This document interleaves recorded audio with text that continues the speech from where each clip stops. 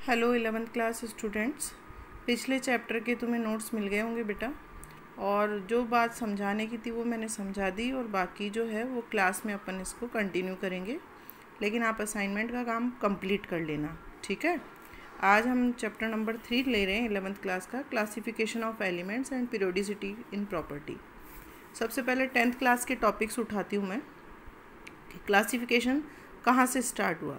तो सबसे पहले डॉबर्नियर ने क्लासिफिकेशन दिया था, डॉबर्नियन लॉ ऑफ ट्रेड्स, और ये क्लासिफिकेशन था इन बिटवीन 1815 टू 1829 के बीच, ठीक है।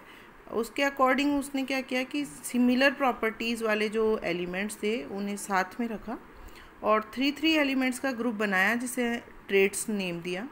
जैसे for example lithium, sodium, potassium, इनकी सिमिलर प्रॉपर्टीज़ थी तो एक इसका ट्रेड बन गया। 3 एलिमेंट, ये ग्रुप समझ लो। कैल्शियम, स्ट्रेंशियम, बेरियम का एक उसने ट्रेड बनाया। अब इनमें ख़ास बात ये थी कि फर्स्ट एलिमेंट और थर्ड एलिमेंट का जो एटॉमिक मास था, अगर उसका एवरेज निकालें तो वो एटॉमिक मास सेकंड एलिमेंट का आ जाता है लगभग। तो ये उसके क्लासिफिकेशन की खास बात थी। जैसे मैंने ये ट्रेड लिया कैल्शियम, स्ट्रोंशियम, बेरियम, तो कैल्शियम और बेरियम का जो एवरेज निकालते हैं वो एवरेज सेकंड वाले का आ जाता है एटॉमिक मास का, ठीक है। तो ये डॉबर्नियर्स ट्रेड था। सबसे बड़ा उसका जो ड्रॉबैक था वो ये था कि हम सिर्फ ये जो समय उसने डिस्कवर किए थे या उस समय जो डिस्कवरी हुई थी एलिमेंट्स की, उसको उसने क्लासिफिकेशन किया, लेकिन वो क्लासिफिकेशन कुछ एक एलिमेंट्स का था। हम इतने सारे एलिमेंट्स का क्लासिफिकेशन इस तरह से नहीं कर सकते।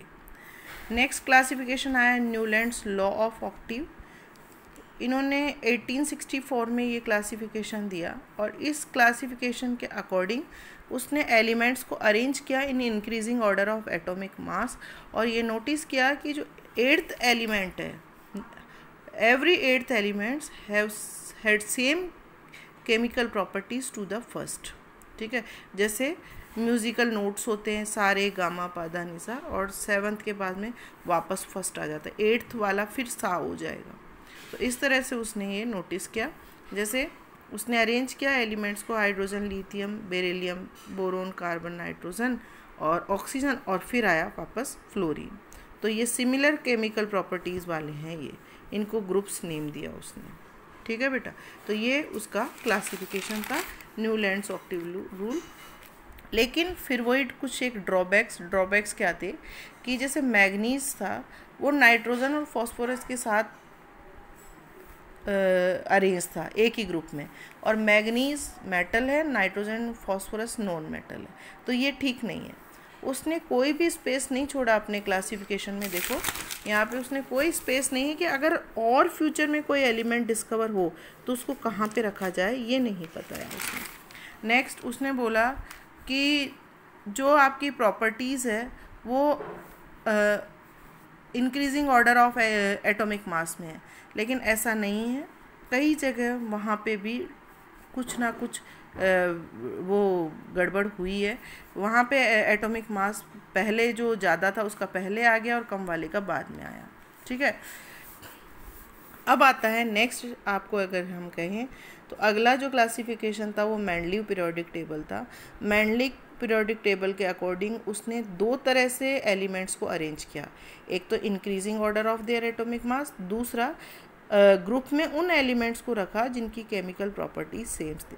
तो यानी 2 तरह से उसने 2 तरह के क्राइटेरिया लिया, एक तो increasing order of atomic mass और दूसरा एलिमेंट्स की सिमिलर प्रॉपर्टीज़ वाले एलिमेंट्स को एक ही ग्रुप में रखा। ये मेंडलीव की थी, और मेंडलीव की पीरियोडिक क्लासिफिकेशन में भी बहुत सारे ड्रॉबैक्स थे। जैसे कि अगर हम कहें तो एटॉमिक मास को लेके कहें तो एटॉमिक मास में कई इंक्रीजिंग ऑर्डर में उसने अरेंज किया, लेकिन ऐसा नहीं था। कई एलिमेंट जिनका एटॉमिक मास ज़्यादा था वो पहले आ गए और जिनका कम था वो बाद में अरेंज हुए, ठीक है। दूसरा अगर हम कहें कई जैसे ग्रुप में उसने अरेंज किया तो कई मेटल्स के साथ नॉन मेटल्स को भी उसने अरेंज कर दिया, ठीक है। तो ये कुछ एक ड्रॉबैक्स थे मेंडलीव के। लेकिन हम ये जो बातें कर रहे हैं मैं इसको ज़्यादा डिटेल में नहीं ले रही, ये 10th क्लास का टॉपिक है। यहाँ पे हमारे आता है मॉडर्न पीरियोडिक लॉ, और मॉडर्न पीरियोडिक टेबल को लेके जो हम बात करेंगे वो नेक्स्ट वीडियो में करते हैं। यहाँ तक हम पिछले जो 10th क्लास का टॉपिक था उसी को ले रहे हैं। अगले टॉपिक में मैं मॉडर्न पीरियोडिक टेबल लूँगी और उसको मैं समझाऊँगी और उसी से हमारे आगे की प्रॉपर्टीज़ समझ में आएगी। ठीक है बेटा, इसके नोट्स मैंने भेज दिए हैं आप।